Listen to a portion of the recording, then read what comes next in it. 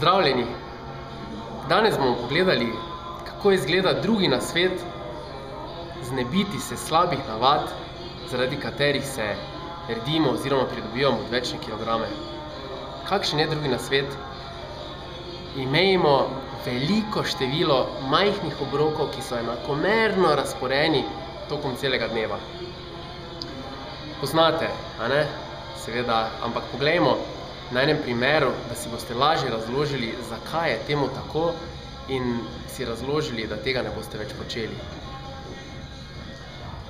Verjetno hodite v trgovino, Interspar po hrano in tam kupujete za sproti nekaj malega mesa, nekaj malega mlečnih izdelkov, nekaj malega zelenjave in sadja.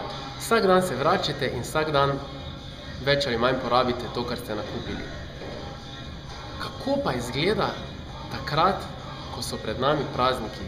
Predstavljajte si, da so pred nami božični prazniki, ki trajajo 3, 4 ali 5 dni in trgovine bojo morda celo tudi nekaj dni zaprte. Takrat gremo v trgovino, nakupimo večje količine hrane, jih odnesemo domov in doma delamo zaloge. Kakšna je povezava med tema dvema zgodbama?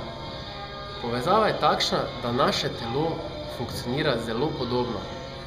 Torej, tudi če boste hrano vase vnašali na tak način, da boste imeli malo število velikih obrokov, se pravi 1 ali 2 obroka dnevno, bo telo reagiralo tako, da bo iz te hrane, ki jo bo dobilo, naredilo zaloge.